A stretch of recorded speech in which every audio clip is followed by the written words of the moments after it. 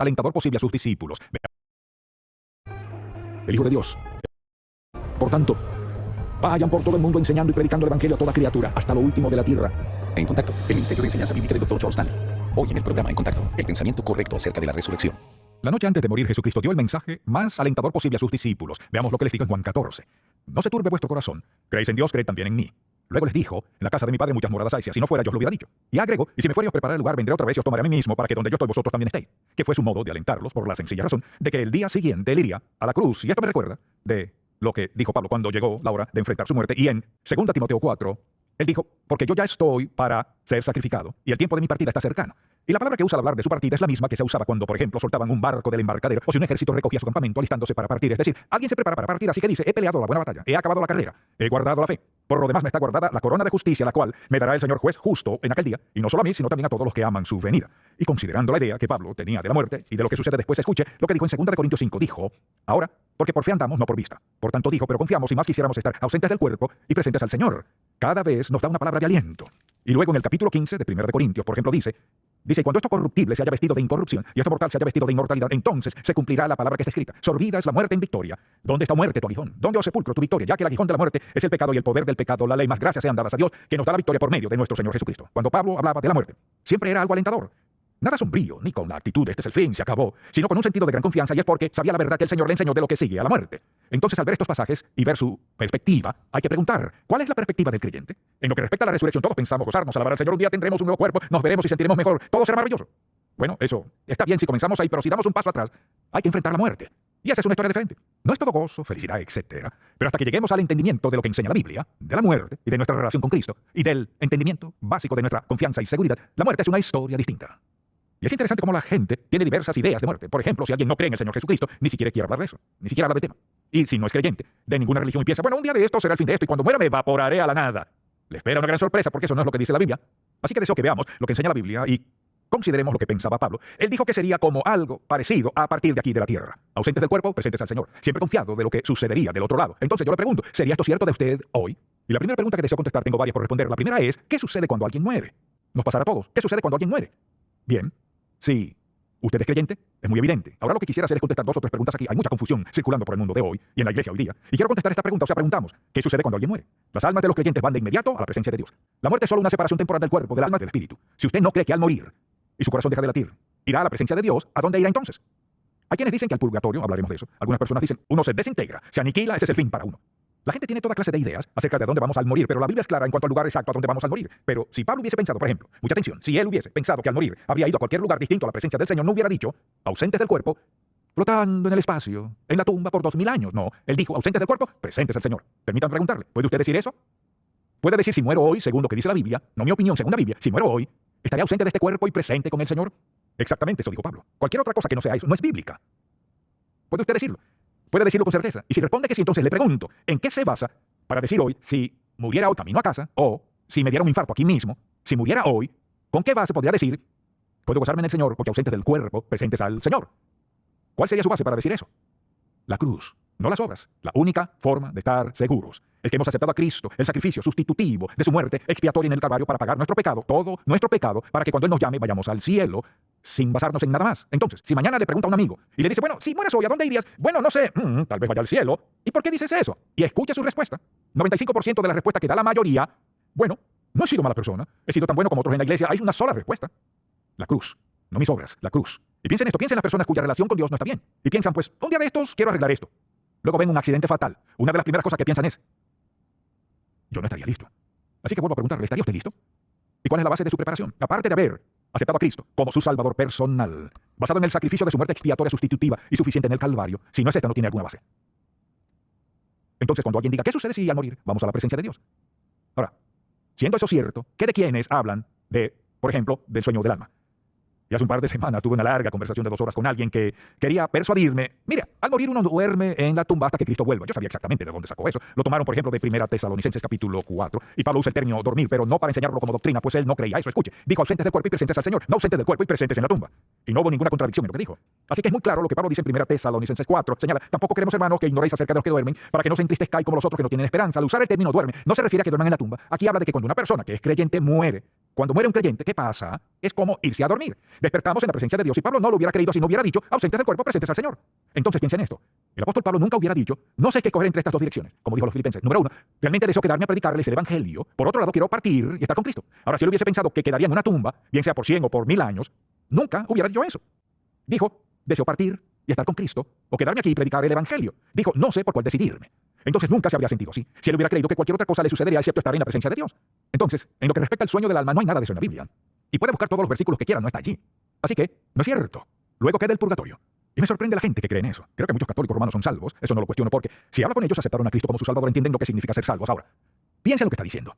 Piense claramente. Si hubiese un purgatorio, si tuviera que hacer una declaración de cómo definitivamente no puede ser cierto, si por ejemplo hubiese un purgatorio, implicaría esto.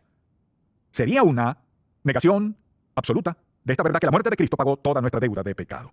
Entonces, si usted muriera y fuera al purgatorio a sufrir por sus pecados, le dirán esto. Bueno, hay pecados que cometiste que no pagaste en la vida, así que tienes que sufrir hasta que los pagues. No hay absolutamente ninguna cosa como esa. Definitivamente nada. Es totalmente falso. De lo contrario, sería decir que la muerte de Cristo fue un pago parcial y hay que encargarse de lo demás. Es la negación total de la verdad de la muerte expiatoria de Cristo por los pecados de la humanidad. Lo que deseo que veamos es que estas son creencias que tienen muchas personas y las creen firmemente. Pero no son ciertas. Mire, una cosa es creer algo, pero cuando surgen las preguntas uno piensa, no es posible creer eso. Bueno, si cree la palabra de Dios no puede creer estas ideas cerradas. Entonces, ¿qué de las personas que mueren sin Cristo? Están perdidas. Diré un par de cosas aquí. La Biblia dice, está establecido para los hombres que mueran una vez y después de este juicio. Ahora, mucha atención. Debemos decirlo con amor, decirlo con tacto, pero hablar con la verdad. Cuando alguien muere sin Cristo, toda la predicación, las flores, todo el dinero y las alabanzas y canto, todo, nada de eso le sacará un segundo de la separación eterna de Dios. Ahora, viene la parte más dura. La parte más difícil de darse cuenta de que alguien ha ido al infierno, al tormento. Y serán atormentados hasta la resurrección final en el capítulo 20 de Apocalipsis, cuando los cuerpos de los no creyentes salgan del sepulcro y sean unidos con el espíritu y el alma, y sean juzgados por la eternidad, por sus obras. Porque mire, cuando alguien muere sin Cristo, va al tormento. Pero el juicio final no es en ese momento, porque el juicio será perfectamente fiel al modo que vivimos nuestras vidas y a lo que el juicio acarree. Por eso no puede decirle a alguien, sé que no era creyente, pero y como pastor he enfrentado eso muchas veces, como todo pastor, les digo, hábleme de su esposo y su relación con Dios. Bueno, él era un buen hombre. No puede ser tan bueno para escapar del tormento si ha rechazado a Jesucristo. Es difícil tener que decirle eso a alguien, pero es la verdad. Y no podemos darnos el lujo de desviar a alguien a pensar que porque hicieron esto y aquello, por ejemplo, o dicen, o no estoy seguro de todo eso, pero sé que estará bien. Bueno, no tengo el corazón para ir más allá.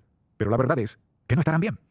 Está establecido para los hombres que mueran una vez y después de esto el juicio, es decir, tras nuestro último aliento, o iremos a la presencia de Dios o al lugar de tormento. No hay razonamiento, sermones, teología, doctrina, falsas creencias y todo lo que sucede. Nada de eso funcionará.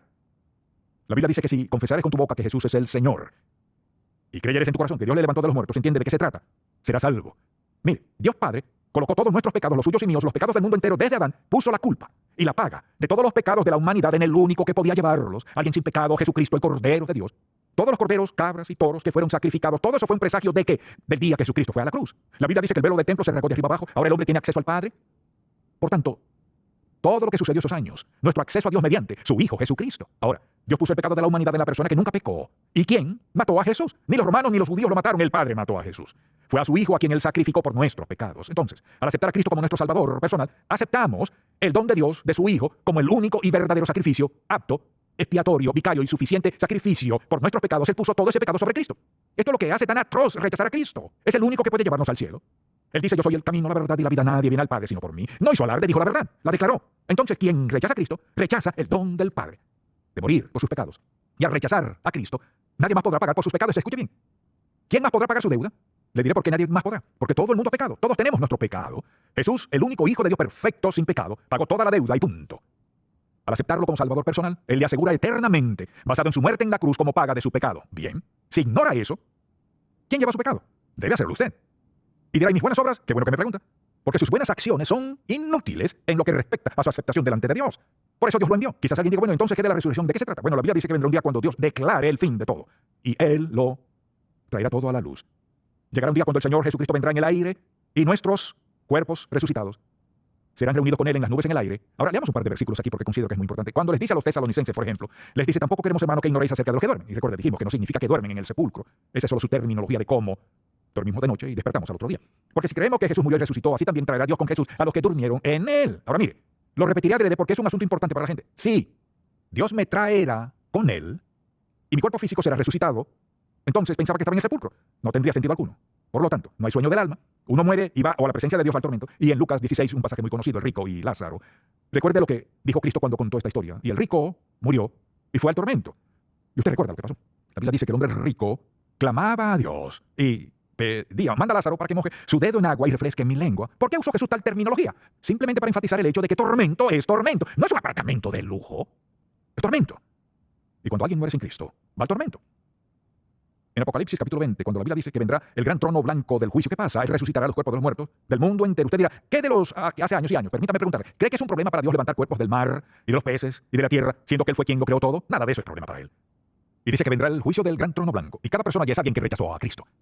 Alguien dirá, bueno, si ya he muerto y estoy en tormento, ¿de qué se trata el juicio? El juicio determina el grado de castigo que experimentará esa persona por la eternidad. ¿Quiere decir que cree que la gente sufrirá por toda la eternidad? Esa no es buena pregunta. Pregunte, ¿qué dice Dios? Él dice que cuando alguien va al infierno, no hay escape, por eso cuenta esta historia.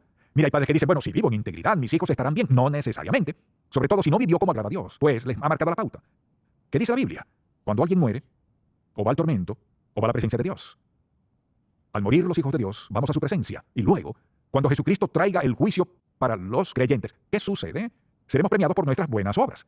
Y disfrutaremos por la eternidad los galardones de Dios como resultado de cómo vivimos. El no creyente en el juicio no recibe recompensa, pasa la eternidad sufriendo conforme a cómo hayan vivido. Así que no hay escape. Dirá, ¿por qué tanto énfasis en la muerte? Porque es inevitable. Y todos debemos estar listos para morir. Hay solo una forma de prepararse. No es asistir a la iglesia, aunque la iglesia es importante. No es leer la Biblia, aunque es importante. Orar, muy importante. Lo esencial es que por un acto de voluntad propia, usted le pida a Cristo que perdone sus pecados, acepte el hecho de que Él fue a la cruz en su lugar, pagó toda su deuda y deposite su fe en Él como su Salvador, creyendo que Él le perdona de sus pecados, aceptándole como su Salvador y que al morir estará en la presencia de Dios Todopoderoso. No hay ningún otro, nada en lo absoluto que sustituya eso. Entonces le pregunto, ¿está usted listo? Solo hay dos respuestas. Si lo estoy, no lo estoy. Usted dirá, bueno, mi respuesta es quizás. ¿Quizás qué? La única razón por la cual puede decir quizás es porque quizás esté equivocado. No. La Biblia es más clara que el agua. El que no naciere de nuevo no puede ver el reino de Dios, el reino del cielo. Entonces, ¿qué? ¿Ha aceptado a Cristo en su vida como un acto de voluntad propia, diciéndole, Señor, aquí está mi vida? No es que haya vivido una vida perfecta, sino que ha asegurado su herencia eterna estando aquí. No hay sueño del alma, no hay aniquilación, no hay purgatorio. Nada de eso. Vivimos y morimos. Vivimos en Cristo, morimos en Cristo. Recompensados por nuestra vida. Morimos sin Cristo, y sufriremos eternamente la pena del rechazo del Hijo de Dios. Ahora mire, no es lo que hicimos o dejamos de hacer lo que hace que perdamos el cielo. Es el rechazo al Hijo de Dios. Jesús, el sacrificio, que es lo que hace que perdamos la vida eterna. Y mi oración es que piensen esto seriamente. Diré, bueno, lo pensaré un día de estos. Quizá muchas personas que están hoy en el infierno, que dijeron lo mismo. Le pediré que sea sincero consigo mismo. Está listo para conocer al Dios que le creó y le dio vida y una oportunidad. ¿Está listo para conocerlo? Habiendo rechazado a su Hijo, actuando a su modo, rebelándose contra el amor de Dios. Padre, te pido que el Espíritu Santo grabe estas verdades en lo profundo de nuestros corazones. Te pido por quienes han buscado excusas para no tener que confrontar su relación contigo. Te pido, Padre, que les haga sentir quebrantados, que al acostarse no puedan dormir. Cuando traten de concentrarse en algo no puedan, hasta que resuelvan el asunto más crucial de todos, su relación personal contigo, mediante tu Hijo Jesús. Te lo pido en su nombre. Amén.